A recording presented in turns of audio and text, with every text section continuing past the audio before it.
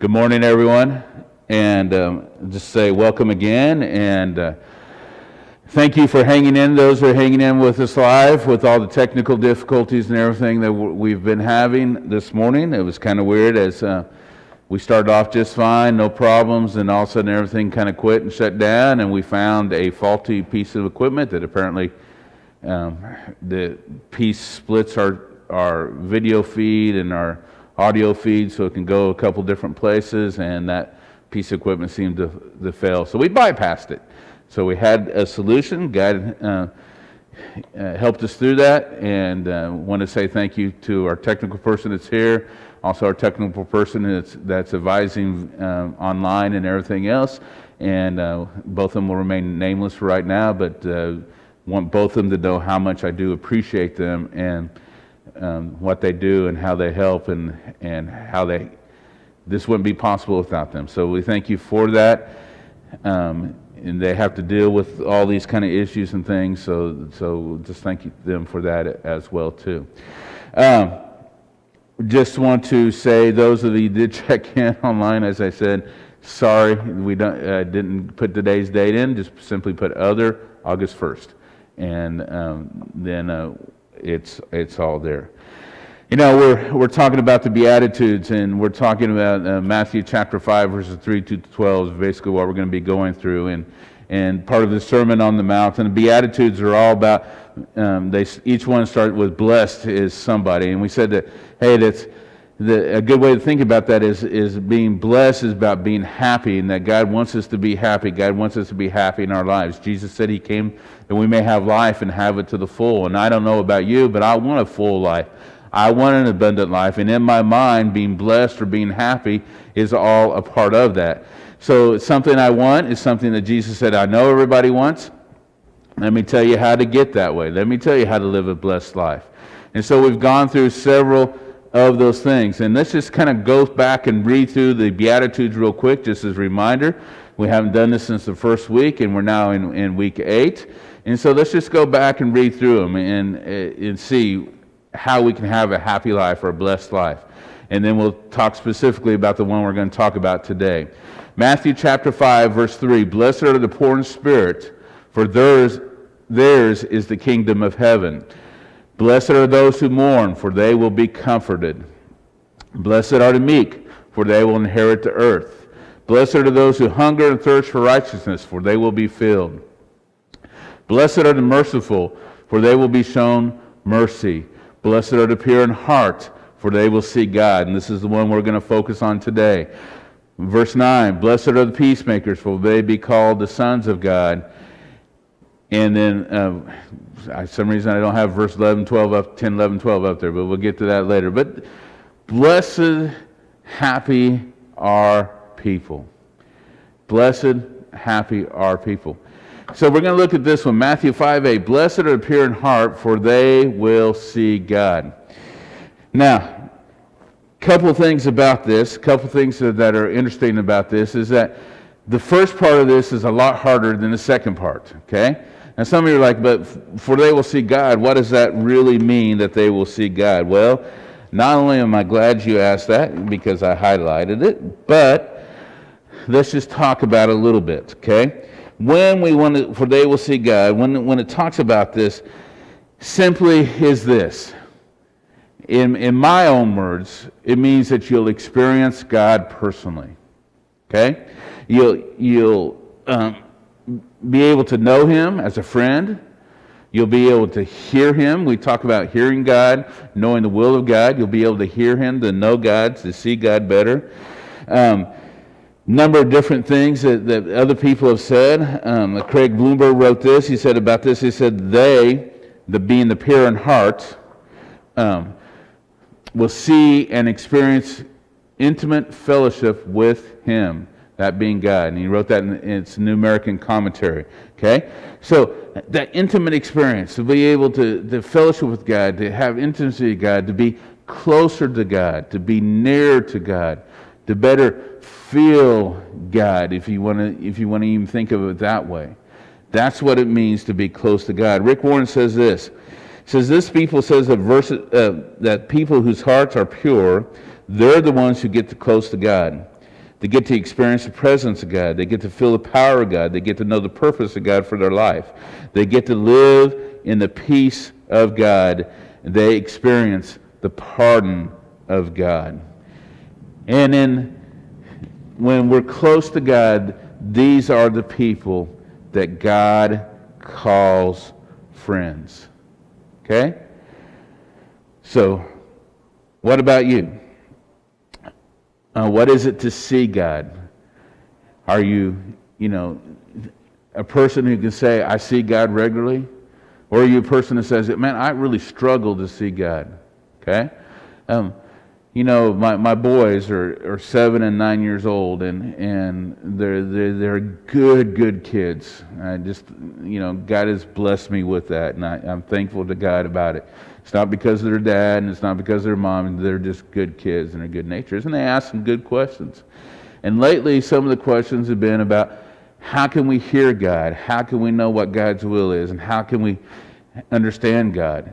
And those are very, very good seeking questions, and they're questions that they ask out loud, but many of us may ask, in our minds or in our hearts. As you hear this, when I say, you can see God, you may be thinking, how can I do it? What does that really mean? Well, I like this, and I forgot what pastor uses. I looked at a number of different sermons, and I found this, and I thought this was good. I think this is Charles Swindoll, if I remember right. This is, what is it to see God? He says it means to be admitted into His presence. Okay? You want to go see a doctor. What does that mean? Well, you get admitted into presence. You get to go in and into the doctor's office. You get to sit down. You get to talk with him, to tell him what's going on.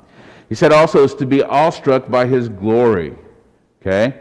Now, we're not really awestruck with our doctor's glory, but you have maybe met people in the past that you were awestruck with who they were. And I've told you this story before, but when I was just out of high school, I walked into church one day, and I was a little bit late, but there was another guy coming in at the same time and I was just kind of awestruck by him because I knew him as being a former NBA player, a former famous NBA player.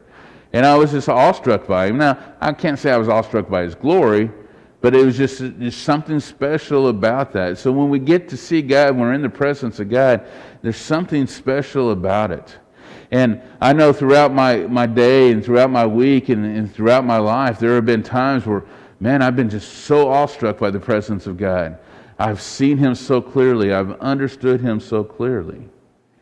And then the last thing is to be comforted by His grace, be comforted by His love, His forgiveness of us, His wanting the best in our life.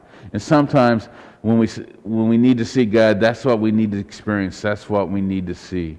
So there's three things: to be admitted, to be awestruck, and to be confronted by God. Is what it is to see Him and what it is to be part of that. And Jesus says, you can have this. Not just once in a while. You can have this every day. Blessed is he who has a pure heart, for he will see God. Experiencing God intimately, clearly, and profoundly in life-changing ways. That's for me what it is to see and experience God. Matthew 5:8 again. Blessed are the pure in heart, for they will see God. Okay?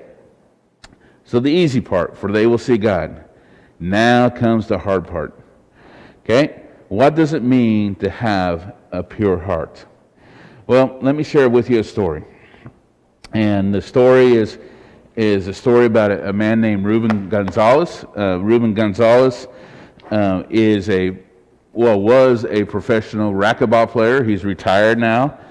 He played in the 70s and 80s, and I think part of the 90s, maybe even after that. I'm not sure when he retired. Okay?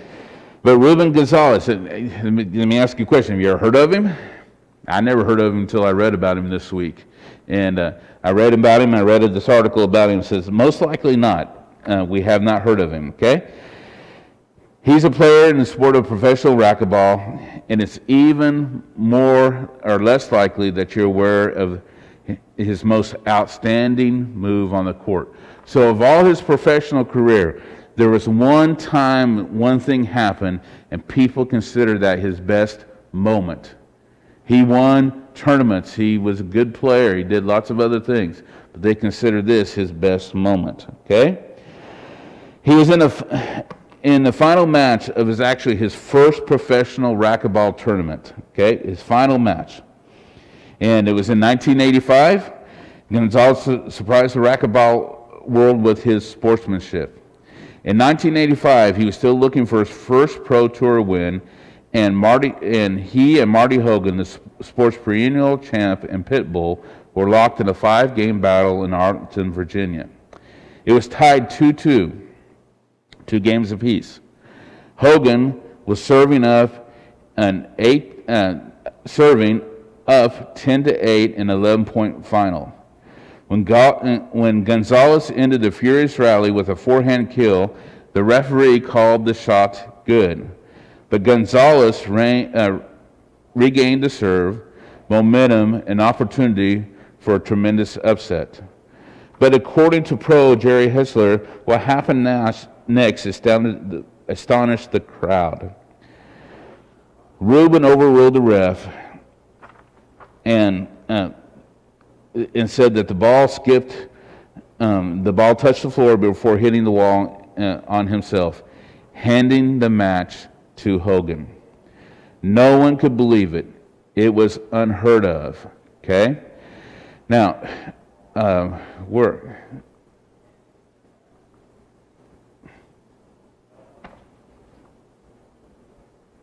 okay, well, I thought I had some pictures of him up here. Oh, here he is. It's in the wrong place. So, there's a picture here of him. This incident made such a big impact on the racquetball world that they put him on the front page of the Racquetball magazine. And this is his first professional tournament. He loses the tournament because of that. And when reporters asked him, when they talked to him, here's what he said. Well, he said, nobody can believe it. It was unheard of. He gave Rubin lasting respect from the other players and from the fans. And here's what his message was. His message was that winning was not as important as integrity or having pride in yourself. When he walked off the court, when he called the foul on himself that caused him to lose the match, everyone was stunned. Okay? The lead editorial searched and questioned for an explanation for the first ever occurrence on professional basketball racquetball court. Nobody did that before. Nobody would ever imagine doing it in a sport and endeavor. Okay? It just doesn't do it. So here's a player with everything officially in his favor, with victory in his grasp, who disqualifies himself at match point and loses. And when Gonzalez was asked about this, he says this. He says, it was the only thing I could do to maintain my integrity. It's the only thing I could do to maintain my integrity. He got what it means to be pure in heart. He understood what it means to be pure in heart. Let's look at a couple other things here about being a pure in heart. Okay?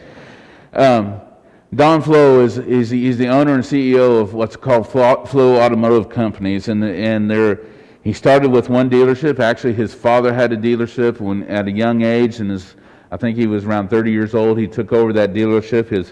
His father entrusted him with it, but that was not he just didn't jump into it automatically. He had a master's in business. He had another degree in a religious school. He was, top of the class, different things. But he started off working every single job in the dealership, and when he had worked all those jobs in the dealership, his father then said, "Hey, I'm going to give you this dealership. It's yours to take over. You run it the way you want to. You run it the way you need to."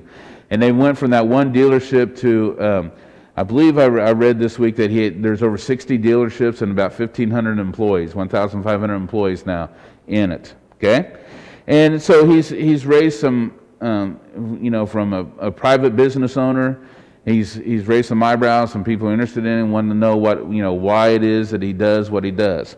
And he has a couple different things, okay? When he was asked about his car selling process, he says, we have a customer-centric selling process.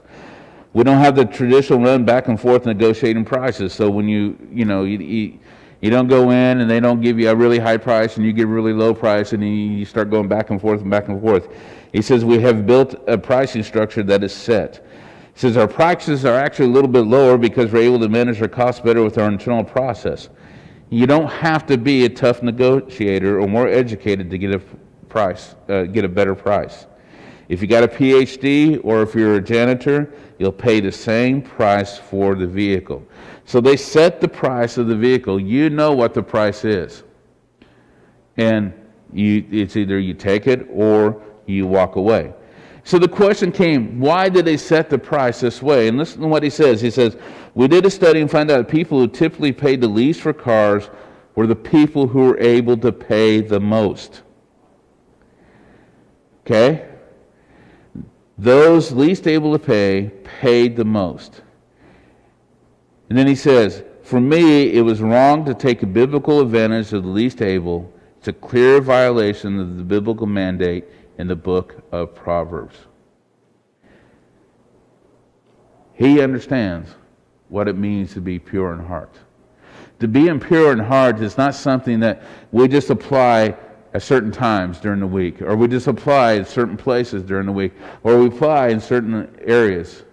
It's something that is lived throughout our life. So what does being pure in heart mean? Well, there are a few things. I want to share with you a few things. Okay? Another commentary says this. It says it denotes one who loves God with all his heart, with undivided loyalty. Okay? Deuteronomy 6:5, love the God with all your heart, with all your mind, and with all your soul. You say, hey, if you're pure in heart, that's the way you love God. Okay? Purity and cleanliness were actually a very important part of the religious theme during Jesus' day. And when they observed the Old Testament laws, they looked at those, they observed those laws, they said, hey, these are going to make us clean. But here was the problem. They made you clean on the outside, but they bypassed the most important thing to be clean in. They bypassed your heart, your soul. To be pure in heart means that we're clean from the inside. I like what Michael Wilkins said. He said, Jesus declares that the pure in heart is what produces external purity, not vice versa. So if you're pure in heart, you'll be pure on the outside. If you're pure on the outside, doesn't necessarily mean you're pure on the inside. In this Beatitude, Jesus continues an important Old Testament theme, which is to be pure in heart describes a person whose single-minded loyalty to God affects every area of his life. He who loves a pure heart and whose speech is gracious will have a king for his friend, says Proverbs 22:11. If you have pureness of heart, people will be drawn to you. People will like you. Okay? Now, I like that. A pure heart describes a person whose single-minded loyalty toward God affects every area of their life. The Bible uses a couple different synonyms as for pure in heart, okay? If you go through the Bible, and if you want to search an English Bible, you can look for a couple different things. Look for the word blameless, or look for the word integrity, because those are often, what's translated pure in heart is often translated blameless or integrity as well. Okay? So he's saying that those that he will bless will be people that have integrity. That's what we're going to talk about today. What does it mean to have integrity? Okay? And as I mentioned, Richard Gonzalez, he understood what integrity was. Okay? And I'm not going to read you that story again. But I'll just remind you what he said. His message of winning was not as important as integrity and having pride in life. And then what he said in the end, he said, it was the only thing I could do to maintain my integrity. He knew that he had to be honest. He had to be truthful. He had to be forthright. He had to do the right thing in order to maintain his integrity. And God says, have integrity and you will see me. Rick Warren says this: the Bible said that Noah had integrity. The Bible says Abraham had integrity. The Bible says that David had integrity, that Moses had integrity, Paul had integrity. Yet none of these guys was perfect. So I want you to hear this, and I'm going to say this again later. Integrity does not mean you're perfect. Okay? Integrity doesn't mean you never make a mistake. So what does integrity mean? Well, Rick Warren mentioned David, so let's consider David. Okay? David was called a man after God's own heart. Okay, 1 Samuel 13:14. And if you remember the passage and if you remember the story, Saul was king of Israel. Saul started off as a good king, but toward the end he did some kind of weird things. And one of the things that he did was he was supposed to wait for Samuel to come and to offer the sacrifices to God before he went into battle. And he got a little bit impatient and he went ahead and did it himself. And therefore he sinned against God. And here's what happened. When Samuel came, he says, now your kingdom will not endure. The Lord has sought out a man after his own heart and appointed him in leaders as people, because you have not kept the Lord's command. God doesn't look what's on the outside. He doesn't care about our image. Okay? He doesn't care what you look like on the outside. What he cares about what's on the inside. Saul went and offered the sacrifices, probably not to appease God, but more to appease the soldiers, more to appease the people around him. And God says that's not why the sacrifices should be offered. He didn't follow God's command and wait for Samuel. He did this on his own. His heart wasn't there. So Samuel told him, God says, I'm going to find somebody who has a heart like mine. Look at Psalms chapter 78, 72. David shepherded them with integrity of heart. With skillful hands he led them. That person that in 1 Samuel 13 that we were looking at, that person is David. And if you know the story about God sent Samuel out to anoint a new king, and he sent him to the house of Jesse, and he went to the house of Jesse, and Jesse had seven sons, I believe it was. And Jesse brought out, Samuel said, this is why I'm here. God has sent me here because the next king of Israel is going to be one of your sons, Jesse. So Jesse brings out his sons, the oldest sons. The strong, the good-looking, the healthy, all those sons, he brings them out. And Samuel looks at the first one and says, whoa, man. Look at this guy. He's a brute of a man. He's good looking. He's smart. I mean, he's got experience. He's got everything you could want. He will be the next king of Israel. And God says, hang on a minute. He says, I don't look on outside appearance. I look what's inside. And Samuel went through all of Jesse's sons, and God said, none of these. And Samuel asked Jesse, well, Jesse, do you have any more sons? Oh, yeah, I got David. David's out, he's the youngest of them. He's the smallest, he's the youngest, he's out tending the sheep. Samuel said, bring him in. And God said, this is the one I want. David ended up becoming king of Israel. He shepherded them with integrity of heart. He had integrity, but yet this is the same David who, as king, committed adultery. Remember the whole Bathsheba story? Okay? And not only did he commit adultery, but he used deception. He brought her husband in from war and tried to get him to be home so that he would think that she was pregnant with his child. He used deception. He eventually used murder to cover up his sin. Right there, there's three big ones right there. Adultery, deception, and murder. But yet David is a man after God's own heart. He's a man of integrity. Okay? David did a lot of other things that are questionable.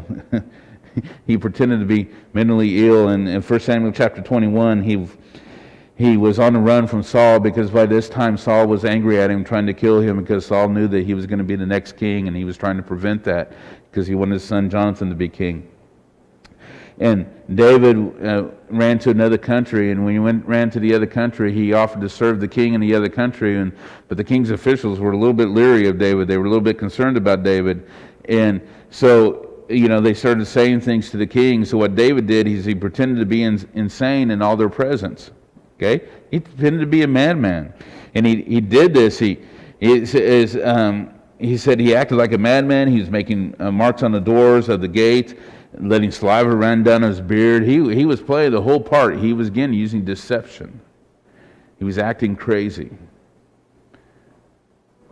Well, that doesn't sound like a lot of integrity, does it?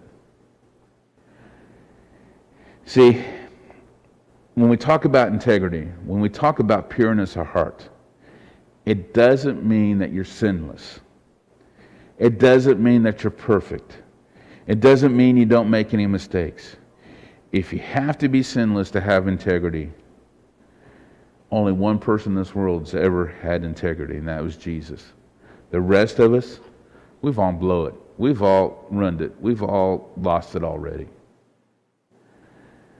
So if you don't need to be perfect, what does it mean to have integrity? Because if you have to be perfect, we can never have integrity. But God says, have a pure heart, have integrity, and you'll be able to see me. Okay? So, here's what I think it means. It means several things. We're going to go through some things. I'm actually going to give you a breakdown a little bit later. But the first thing is, I think God is more interested in our attitude than our actions. Okay? Listen, let me say that again. He's more interested in why you do something rather than what you do. Okay? Look at 2 Chronicles 16:9. It says, "For the eyes of the Lord range throughout the earth to strengthen those whose heart are fully committed to Him." Okay? Think about that. God is searching for people with integrity. He's searching for people with pure hearts.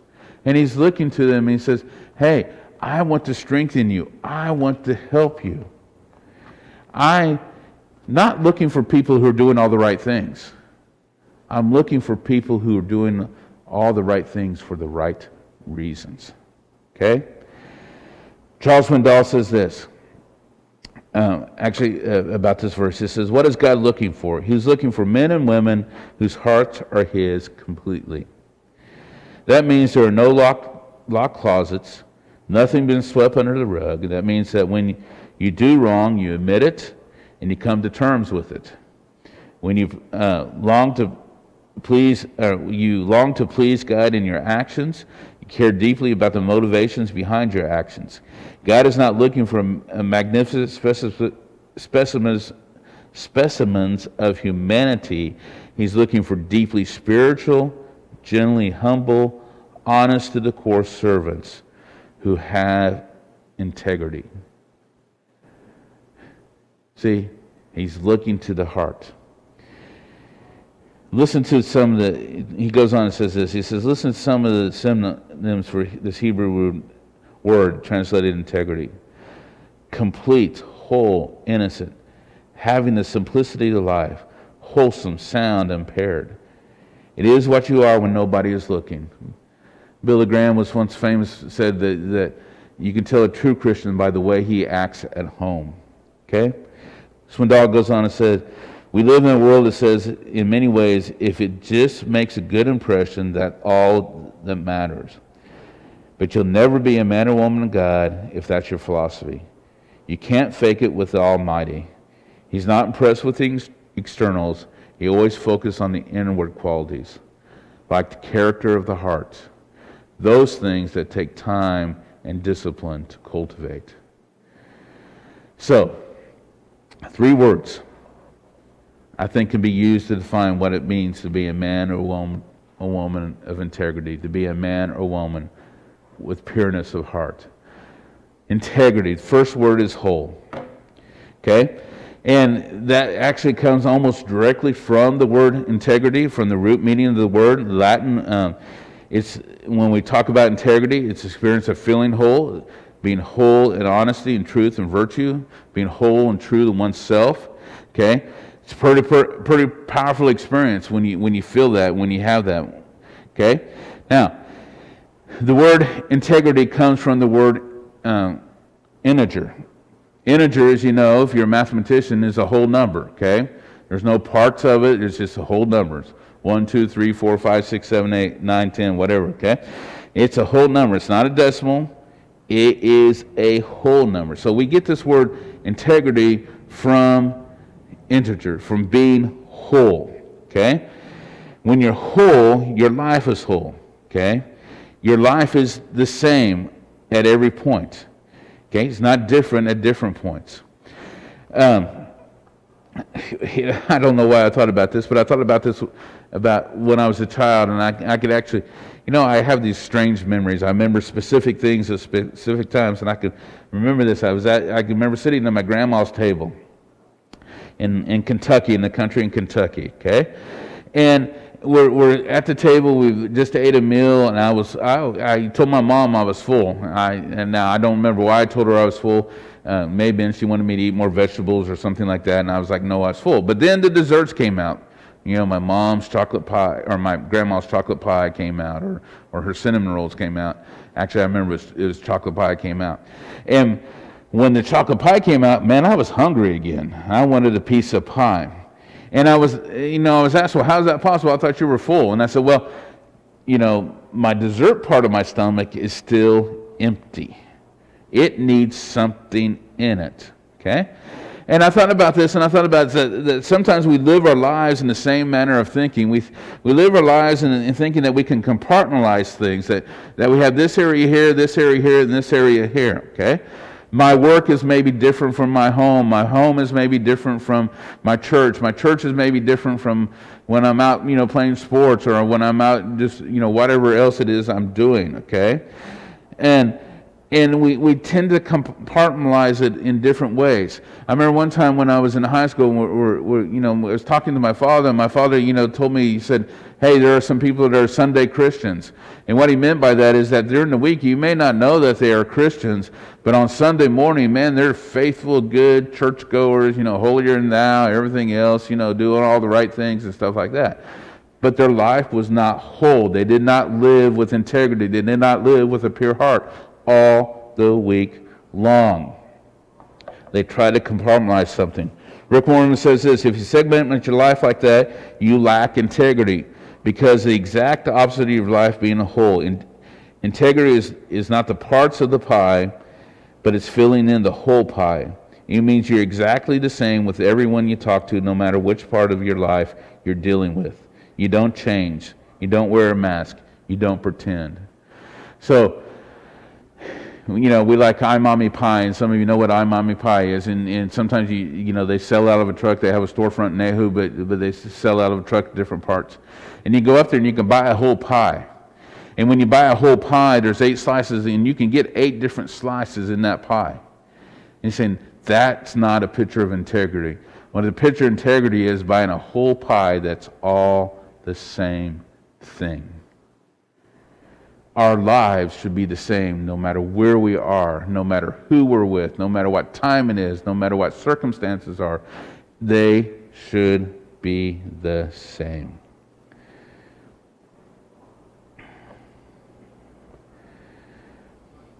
The root of integrity is wholeness, meaning our actions and choices we put on are the same. Wait a minute. I'm sorry. The root of integrity is wholeness, meaning that our actions are not choices we put on or take off as it may seem convenient, but stem from the whole of our being. It comes from your core. What is your core like? Jesus pronounces being pure in heart right after saying, blessed are those who hunger and thirst for righteousness. Blessed are those who show mercy. See, we can take and look at all those things together. That's why we read through them at the beginning. We can look at these things and see how they all work together and help each other out. You can't have pureness of heart if you don't have mercy. You can't have pureness of heart if you're not hungering and thirsting for righteousness. You can't have pureness of heart if you're not spiritually meek. You need those other things as well. Purity of heart arises not from the perfection of our will, but rises from the reception of God's grace. And one of the commentaries said that, and I love that. Because it's not something you do. It's not something we work hard at. It's something that God gives us through His love, through Christ. We're going to celebrate communion next week. That's what we're celebrating, that through Christ we can have purity of heart. Now, the Christian life is a life that is based on grace. But out of that grace, then we do our works. Not to earn something, but because of our love of God and His love for us. So, integrity means to be whole, to be complete, to do things like you would do everywhere, every time, no matter who you're with, whatever else. You're just the same. It comes from the core. To have integrity also means to be authentic. I like, again, what Rick Warren says. He says, you got to keep it real. It means that you're the real deal. You're not a fake. You're not a phony. You're not blowing people off with some scam. You're not faking it to make it. You're pretending. You're not copying anybody else. You're not trying to be someone you're not. You're exactly who you appear to be. If you have integrity, you act the same no matter where you are. You're authentic.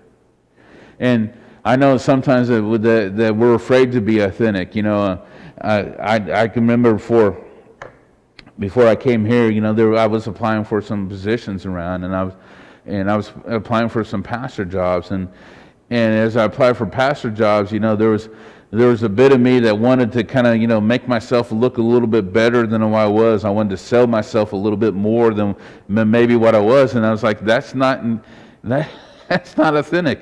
Doesn't have integrity in that, so I can't do that. So I am who I am. Now, I'm not perfect, but I just, you know, what you see here is what I hope you see during the week too. Okay? I am who I am, and like I said, I don't try to be perfect. William Barclay says this. He says that the word hypocrite occurs again and again in the English. Originally, the Greek word hypocritus meant one who answers, and then came specifically to be connected with the statement and answer in the dialogue of the stage. It's a regular Greek word for an actor. It then came to mean an actor in the worst sense of the term, a pretender, one who acts the part, one who wears a mask to cover his true feelings, one who puts on an external show while inwardly his thoughts and feelings were very different. It describes one who acts pretentiously, who is counterfeit, a man who assumes and speaks and acts under a feigned character. A hypocrite is someone who pretends to be something he or she is not. And you see, this is the opposite of what integrity is in our life. This is the opposite of being a pure heart. Integrity means you don't spend your time pretending to be something that you're not. So, integrity is being whole, it's being authentic. And then the last thing is that with integrity, I don't know how to say this any better, but we're motivated for the right reasons. Okay? Now, I don't know if I should share this story with you or not, but I'm going to share it to you. I worked on the church staff. Well, I've worked on several church staffs. This particular church staff is a senior pastor. I was missions and youth pastor at the church and did several other things at the church. But as I was there at the church and the ministry grew, the secretary was hired specifically to help me part-time and to help the office manager part-time. And so we came into one year, and when I say 1 year, it was every year, that there's always people concerned over the budget and should we cut the budget down because next year the giving may not be as good as it is right now, and different things like that. And this particular year, the discussions were a little bit deeper, a little bit more hard. And I was about to go back to the U.S. to go for my home visit for a month, and while these discussions were going on, and so I had a meeting with my senior pastor, and we started talking about this issue and talking about that there was some concerns that maybe we need to cut back on the staff expenses. In other words, on the personnel budget, on how much it was in the church budget. And I know statistics, I know everything else, and I know that healthy churches, that usually your personnel budget is anywhere from 45 to about 51 or 52%, somewhere in that range, okay? And ours was a little bit over that. It was about 53%, 54%. So in discussing it, and the part of the discussion was that the secretary that I have may be let go to save a little bit of money. That would save some money. That would drop us down below, or closer to 50%. And she didn't make very much. It didn't make that much difference. And so I actually, in my conversation with the pastor, he asked me, well, do I need her? And I was like, well, yeah. I mean, I'm one of those people that say, well, do I need her? Yes. Can I get along without her? Yes. Okay? But I also told him, I said, hey, I want her to be here. And I want her to be here so much, and I value her work so much, and it helps me so much that, look, I'm willing to reduce my salary in order to keep her here. So we had that meeting. I thought he understood everything. He did understand everything. I left town. He met with the personnel committee. They met during that time. They came up with solutions. They decided to let her go.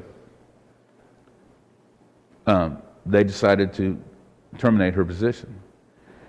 And I questioned about it. I asked about it, wanted to know why. It was never shared that I was willing to take a pay cut myself in order to keep her. And the other thing about it was that the senior pastor did not want to get rid of her in order to save on the personnel budget. He wanted the raise. He wanted more money. He wanted more money for housing. He wanted more money for his salary because he had financial needs. There's not integrity there. There's not a pureness of heart there. What's your motivation? Is it greed? Is it popularity? Are you trying to impress people? Maybe it's revenge, to get even. See, when we have those type of motivations, we're not doing things for the right reasons. There comes a time when there may be right reasons. Discussion with this week with Glory Church, and we're talking about the finances of the church. As I mentioned to you before, the finances are down 40%. And if they continue this way for a while, there may have to be reductions here in staff and pay and different things. And if that happens, that's a good reason. But what's your motivation? What's the reason behind all your actions? What's the reasoning behind your desires? What's the reasoning behind your needs? I'm going to tell you one more story. And this is a guy named Ian Rosenberger. Ian Rosenberger is an American. He's a 23-year-old, or was at the time he was a 23-year-old American. He was on one of the reality TV shows. He was on the TV show Survivor. Here's the story. It was December 2005, and 23-year-old Ian Rosenberger hung desperately to an ocean buoy off the coast of Palau in the western Pacific Ocean. He had been there for over 12 hours. To someone unfamiliar with the situation, Ian's condition might appear bleak, but Ian was actually not a castaway from a shipwreck. Instead, he was a contestant on the popular TV show Survivor, where the contestants compete for a grand prize of $1 million. Ian was one of the only 3 contestants left out of the original 20, and this was the last immunity challenge. If he won the challenge, he would be one of the final 2 contestants for the $1 million gold or grand prize. The challenge was simple, but brutal test of endurance and perseverance. Each contestant would cling to the ocean buoy as it swayed, sometimes violently in the waves, and the ones that could hang on the longest would get a free pass to the final round. The other 2 contestants hanging onto the buoy were Katie Gallagher and Ian's best friend, Tom Westman. Katie dropped out after 5 hours, leaving just Ian and Tom. As the hours marched slowly on the challenge became increasingly difficult physically, but for Ian, the bigger challenge was psychological. Along with his thoughts, he began to consider how he played the game and how much the $1 million meant to him. Ian could see a clear path to victory in his mind. If he won the challenge, he would get to choose which of the other 2 contestants to eliminate. So even though Katie had fallen off already, if you win the challenge, you can eliminate one of the 3 finalists. He saw his friend Tom as a bigger threat. In fact, he felt if he won the challenge and eliminated Tom, he would have a clear path to victory. But Ian was an Eagle Scout, and as he clung to the buoy, he began to repeat the words of the Scout Law. A Scout is trustworthy, loyal. Ian stopped himself, and he said he knew that he had neither been playing. He knew he had been neither while playing the game. He had neither been trustworthy or loyal. He said, I've been backstabbing people and was planning on doing that to my best friend in the game, and I realized I would lose that friend if I continued to play in the game with the same way. Every time I pulled the money out of an ATM account with $1 million, it would bother me. He thought of the example he would be setting, especially for his young sister. The thought about scouting, the thought about people who would watch me win, they would not have been proud. He quit. Not just the challenge, but the game. He gave up and asked his friend Tom to eliminate him. Tom reluctantly agreed, and the chance to become an instant millionaire was all over for Ian. As Ian predicted, Tom went on to become the sole survivor and to win the $1 million. Thinking back on that statement, Ian said this, I realize it's not just winning the million, it's how you win it. That's what I learned in Scouts. It's not just about accomplishing something, it's how you accomplish it becomes important. I decided to bow out. That was because of the Scout Law and because of my sister. He doesn't say this, but he wanted to have integrity in his life, in his winning. Living according to the values he learned in scouting was worth more than $1 million. Does he have any regrets about it? Well, he says this, I can't say the cash wouldn't come in handy right now, but I'm completely happy with the decision I made. I don't regret it at all. It's only $1 million. I left with pride and a story I could be proud of. Although if I stayed, I wouldn't be eating ramen noodles every day as I am now. You know, he got it. He got it about what it is to have integrity. Now, he learned that from Scouts, he learned that from other things, but God says we should have a pure heart. We should have integrity. It means that we do the things for the right reason. Integrity is what we do when no one is watching. It means we're consistent in how we act and react, how you think and how you wish, how you hope and how you pray. When you have the right reasons, you're sincere. When you have the right reasons, you put relationships ahead of all else. Your relationship with God and your relationships with others as well. I want us to finish here quickly with a quick look at Psalms 15. And we're going to look at Psalms 15, and then next week we're going to continue on with this particular beatitude, because we have some more to say about it. In Psalm 15,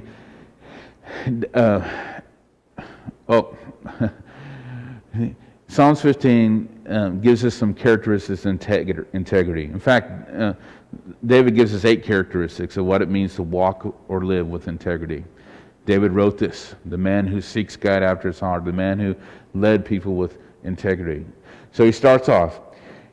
He says, Lord, who may dwell in your sanctuary? Who may live in your holy hill? In other words, Lord, who can see you? Blessed are the pure in heart, for they will see God. Lord, who can see you? So here's the answer.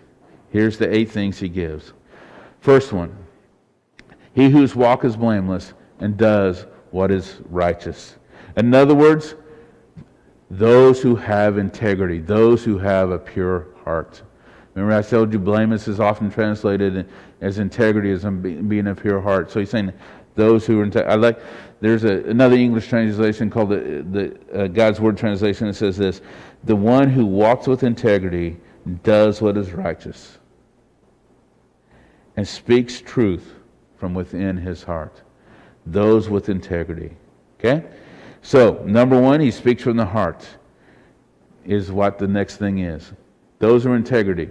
He speaks truth from his heart. He doesn't lie. If you have integrity, if you're not blameless, you don't lie, you don't fib, you don't stretch the truth, you don't deceive people. You speak the truth when you have integrity. Second thing, there's no slander on his tongue. Okay? Now, this one is something that maybe we like to not really think about. But what this means is, hey, if you put somebody down, you look at them. He's too fat. He's too ugly. That's slander. If you talk about they're not smart enough, they're not, this or that, that's slander. Anybody you put down, or if you put down anybody, if you said anything negative about anybody, if you've said anything bad about anybody, you've lost your integrity. Okay? Whether it's about politics, their religion, lifestyle, cultural differences, any other difference, you've lost your integrity. He has no slander on his tongue. Okay? Now, and let's go back to that. No slander on his tongue. This also includes gossip. Okay? Now, you may be going, well, wait a minute. I don't give the gossip. I just hear the gossip. Okay? Well, if you're in the U.S. and you receive stolen goods and you know that those goods are stolen, you're just as responsible as the person who stole them. And God says, hey, you can look through other parts of Scripture and you can find it. Don't be a gossip and don't listen to gossips. Okay? Don't listen to slander that comes from other people. Who does no wrong to his neighbor. Okay? So, I think that's pretty straightforward. I don't know if I really need to say much about that. Okay? You treat your neighbors with respect. You do good things for them. You help them. You don't do any wrong. Okay? Look at the last one. Cast no slur on his fellow man. Again, it's kind of like the slander, but you don't wish anything bad on anybody. Okay? Well, God, this person treated me really bad. I just hope that you take him out of this world. Well, we don't do that. If we do that, we've lost integrity of heart, because God says, I love everyone. My heart is that everyone will come to know me. My heart, everyone will come to serve me. My heart is everyone will have a relationship with me and have a full and abundant life. So anytime you wish ill will on somebody else, you've slurred your fellow man. You've lost integrity. Going on, verse 4. Okay? He despises a vile man. So you stand up against evil. Okay? You see something bad going on, you take a stand for it. If you have integrity, if you have the heart of God, if you have a pure heart, you'll stand up for it. You You won't let that happen. You'll defend the defenseless. You'll help the widows. You'll help the orphans. You'll stand up against evil wherever it is. You honor those who fear the Lord. Okay? You honor those who fear the Lord. And again, I don't think I need to say much about this. And in fact, in my notes, I just didn't even write much about any of this because I think they're so clear, they're so straightforward. You honor those who fear the Lord means that you give respect to them. You encourage them. You build them up. Okay? And then this next one. This one can hurt a lot. You keep your oath even when it hurts. Keep it oath even when it hurts. There's another story, and I'm not going to read you the story, but I'll just tell you what happened. It's a story about two businessmen, and they made a business deal, and actually the business deal was over about $50 million. One man owned the company. He was going to sell part of the company to another man in his company. They met about it. They talked about it. They shook hands about it. And they went their ways. And then the lawyers got involved. And by the time all the paperwork was done and everything was settled, months had passed by. And it was actually a long time, almost a year's time. And what happened was that during that time, the man A's business, the man who was selling the business, his business just all of a sudden took off. The prices of the raw materials went down. The prices of what they were selling went up. And so that piece of the business that he was selling, when he sold it at $50 million several months earlier over a handshake, was now worth $240 million US. It had gone from $50 million US to $240 million US. Businessman number 2 said, hey, my company can't afford $240 million, but how about we meet you halfway? And he was hoping that maybe businessman A would say, okay. Because you see, nothing had been settled legally. No contracts had been signed. None of the paperwork had been signed. It was only a handshake agreement in an office with no witnesses several months before. Businessman A told businessman B, no. He didn't say, I want $240 million for it. He said, I gave my word. I gave my word that I would sell this to you for $50 million. I'm going to sell it to you for $50 million. It hurt him financially. Well, he still got $50 million. But from $50 million to $240 million, it hurt a lot. The racquetball player we read about earlier, it cost him his first major championship. Now, he still made another one. We don't know, but it cost him. You see, we keep an oath.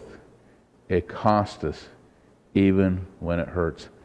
This week I went to a store and I went to go buy something, and I bought something for our family to use. I bought some electronics for our family to use, and it was not, I'll probably be the primary user of it. But part of my motivation in buying it was for the boys. And I got to talking with the sales clerk about different things, and he wanted to know, what it was going to be used for and everything else. And so I told him all the things it'd be used for. And he said, really? He said, how old are the boys? And I told him, well, they're 7 and 9. He said, oh. He said, and you still want to buy this? And I said, well, yeah. I said, I promised them that I would get something that would help us to be able to do the thing I told him about. And he surprised me. And he surprised me and said, oh. He says, that's admirable. He said, you're a really good dad because you made a promise to them that you would do something for them and you're doing it. I was like, yeah. Now, I didn't promise them I would buy that particular thing. But I did promise them I would do something to help in those lines. And he liked that a lot. It costs a little bit of money, sure. Okay? There was something else that I kind of wanted myself, and I decided not to get that, to get this for them. It cost me a little bit. It didn't hurt. I can't tell you it hurt. But when we keep our word, we have integrity. And sometimes it hurts. There are stories out there about business people who have done things. There's a story about a tennis player that back in the early 2000s that, again, he was in a match against a player that was way under him. And in the match, the player had break point, had actually game set match point. And he hit a shot, and the shot was actually good, but the linesman called it out. And the world's number one ranked tennis player, I think he was number one ranked tennis player at that time, told the referee that no, actually the ball was in. And he lost the match because of it. In the commentary, when I read the article, the commentary said about it, because of that, he lost tens and thousands of dollars in prize money. He lost tens and thousands of dollars in money as far as sponsors and things like that. So it cost him a lot, but he lived with integrity. He did the right thing. Proverbs 15:5. He lends money without usury. And simply what this means is that if you have integrity, you're a generous person. Generosity is usually a sign of integrity, okay? He does not accept a bribe against the innocent. He always does what is right. He's not swayed by money, bribes, anything else. He does the right thing.